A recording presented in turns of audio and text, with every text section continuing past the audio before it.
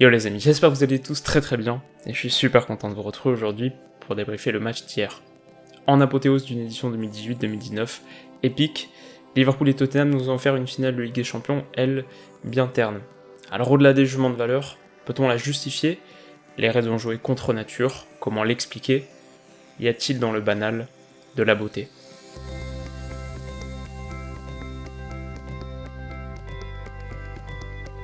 Alors ce qui est peut-être la plus grande tragédie de cette finale un peu fade, c'est qu'elle avait si bien commencé. Un stade magnifique, une ambiance extraordinaire, très peu de spectateurs neutres, je dirais que 95% des billets ont fini par atterrir entre les mains de vrais supporters, à la fois peut-être parce que les Anglais ont une vraie culture du déplacement et de vivre le match au stade, et aussi parce qu'il y a eu comme prévu malheureusement un marché noir exceptionnel qui fait que le coût d'opportunité pour un lambda était fort. Si t'es pas un fan de la première heure de Liverpool au Tottenham, il y a moyen que tu te laisses séduire par une offre pour acheter ton billet quand j'ai vu que certains prix montaient jusqu'à 5000 ou 10 000 livres. Mais donc voilà, le décor était planté, rien à voir avec Bakou mercredi. On avait deux équipes qui pratiquent un football ultra énergique, au tempo électrique, qui se connaissent bien aussi, donc on pouvait espérer que le fameux round d'observation durerait pas trop. Force est de constater que ça a été assez pauvre. Comme le montrent ses stats obtenus via l'application mobile OneFootball, et malgré les chiffres un peu moins moroses du côté de Tottenham, Liverpool l'emporte 2-0 avec 3 tirs cadrés, 35% de possession et 64% de passes réussies, soit plus d'une transmission sur 3 ratées, le tout sur seulement 272 passes tentées. C'est des valeurs qui sont assez éloquentes puisqu'on a rarement vu un Liverpool aussi peu enthousiasmant, mais c'est des valeurs qui préservent pas non plus des Spurs très pâles, qui ont eu des situations et davantage en fin de partie, mais pas beaucoup plus. De manière générale, je dois dire que je m'attendais pas à autant de déchets techniques de part et d'autre. Alors une fois qu'on a fait ce constat, comment on l'explique? Bien sûr, il y a les justifications classiques, l'enjeu a tué le jeu, ce qui est sûrement en bonne partie vrai. Peut-être ces 3 semaines sans compétition officielle, plus difficile à prouver. Pourquoi pas la température espagnole? C'est vrai qu'il faisait un temps assez suffocant à Madrid, un temps auquel ces formations sont pas habituées. Ouais, peut-être. Voilà, à nouveau, je suis pas un énorme consommateur de ces raisonnements parce que c'est pas évident à vérifier. C'est possible que ça ait joué, mais comment en être sûr? À un niveau, c'est pas possible. En revanche, pour moi, il y a 3 autres choses qui ont clairement joué et qui expliquent en très bonne partie ce tempo lent et pas hyper séduisant. Déjà, et on en avait parlé dans ma preview, Pochettino, le grand maître des ajustements tactiques, avait, je pense, pour le coup, trouvé l'organisation optimale, qui a énormément contraint Liverpool. Grâce à ce 4-2-3-1, grâce à une organisation sans ballon qui mettait pas mal de pression sur le porteur et qui défendait bien les côtés, Tottenham a réussi l'exploit de museler un Liverpool qu'on n'a quasiment jamais vu aussi pâle offensivement.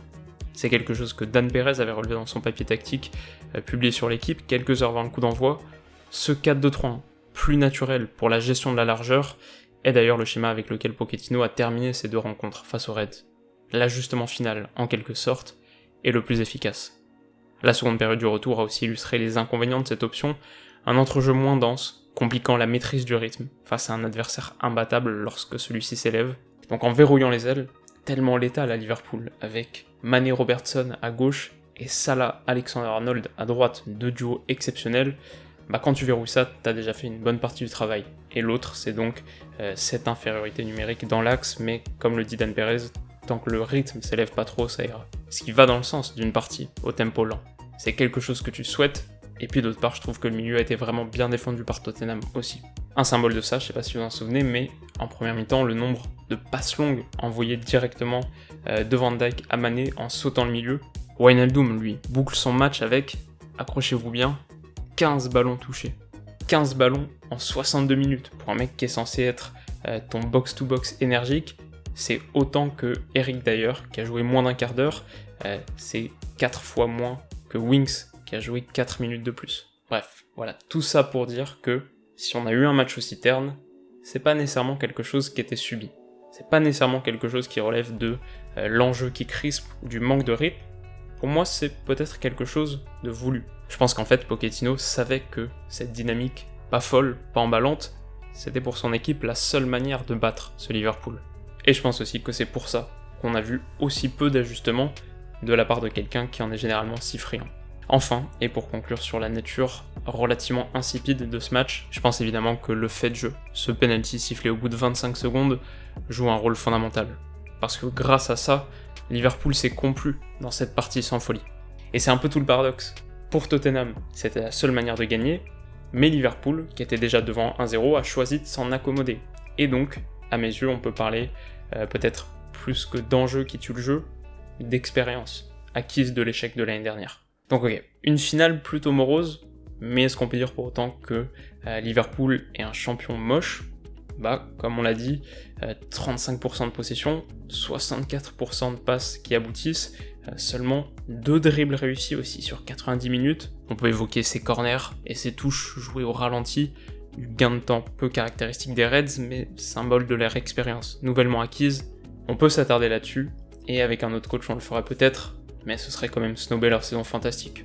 En Première Ligue bien sûr, et on en a déjà suffisamment parlé ici, mais aussi en Coupe d'Europe. Paris, Naples, le Bayern, et ce comeback de légende contre le Barça, quand les supporters de Liverpool revisiteront leur parcours cette saison, ils n'auront pas à rougir. On peut aussi estimer qu'au-delà de leur mérite en 2018-2019, c'est aussi l'aboutissement de quelque chose de plus long, et notamment une belle revanche par rapport à l'année dernière. Revenir en finale de Ligue des Champions, après un scénario aussi cruel, et après être passé tout proche de l'élimination en phase de groupe aussi, c'est la preuve que cette équipe a un cœur exceptionnel. Mon seul regret, qui est de nature esthétique on va dire, c'est que pour le match en lui-même, et même pour le parcours de Liverpool, j'aurais préféré les voir contre l'Ajax, qui à mes yeux reste d'un point de vue technique la meilleure équipe qu'on ait vue en Europe cette année, et ça aurait offert un choc stylistique vraiment particulier. Enfin, pour nuancer le tout, je sais pas si une finale de Ligue des Champions moche ou une finale de Ligue des Champions à oublier, ça existe vraiment. Bien sûr, certains ont une valeur de divertissement plus élevée que d'autres, mais quand on aime l'histoire du foot et quand on aime l'histoire de cette compétition, je trouve que quelques années plus tard, on a franchement autant de plaisir à réexplorer le souvenir de Liverpool-Milan 2005 ou de Real Madrid-Atlético 2014 que les moins épiques Milan-Juve 2003 ou Inter-Bayern 2010. Ça reste des souvenirs forts, et tout n'a pas besoin d'être grandiose tout le temps. Enfin, et parce qu'en revanche, tout a toujours une suite, le foot ne s'arrête pas avec cette finale de Ligue des Champions. Ligue des Nations, Coupe du Monde féminine, Copa América, Cannes, Mercato bien sûr, l'été va être chargé et on va le vivre ensemble. On connaît aussi désormais l'affiche de la Super Coupe d'Europe, Liverpool-Chelsea, qui jouera le 14 août à Istanbul, à la Vodafone Arena de Beşiktaş. Enfin, les débats sur le Ballon d'Or risquent d'animer les prochains jours. Qui est-ce que vous voyez l'emporter ? On passe au top, et j'ai choisi de distinguer en premier lieu Alisson. Dans un match plutôt fermé, il a été progressivement mis à contribution et a rassuré sa défense avec quelques belles parades. Son jeu au pied s'est également montré crucial pour contourner le pressing des Spurs, et un an après une finale perdue qui est en bonne partie imputable au bourdes de Karius, il est un symbole de ce nouveau Liverpool. Renforcé là où ça compte, et présentant un effectif formidable, alors que la fin de cycle n'est pas tout proche. Une grosse mention ensuite pour Virgil van Dijk, décisif comme son compère Matip, mais dont la vitesse s'est montrée cruciale pour contenir les rushs de Son notamment. On en a souvent parlé, mais il boucle donc cette saison sans jamais avoir été dribblé. En 64 matchs toutes compétitions confondues, la performance est de taille. Enfin, on aurait pu mentionner l'activité des latéraux, et peut-être encore davantage d'Andy Robertson, que j'ai trouvé déterminant des deux côtés du terrain, mais Jürgen Klopp mérite une place sur ce podium. Sa 4e finale européenne est donc la bonne, et à l'image de son parcours rocambolesque à Mayence, il aura dû subir les pires revers avant de connaître la consécration, une vraie libération, pour un homme et son sourire, qui ne le quittera plus jamais, sans doute. Niveau flop maintenant, force est de constater qu'Harry Kane a déçu, comme Dele Alli, quelques bons déplacements entre les lignes mais des déviations imprécises et une faible influence. Enfin, on aurait pu parler de Roberto Firmino ou Wijnaldum, que le résultat sauve des critiques mais qui ont été véritablement transparents. Cela dit, j'ai trouvé Eriksen en deçà de son niveau habituel.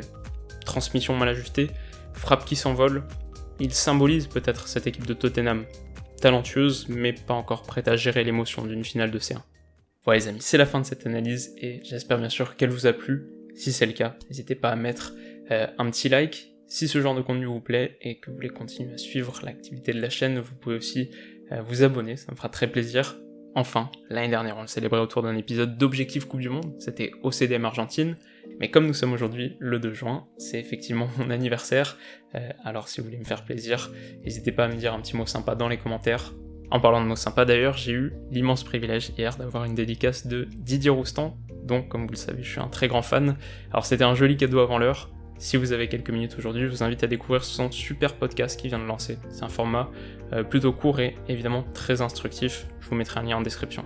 Bon les amis, cette fois c'est vraiment fini, je vais aller m'offrir une petite sieste en guise de cadeau, et je vous souhaite de passer donc un super dimanche, prenez soin de vous surtout, et on se retrouve très vite, promis. Bisous.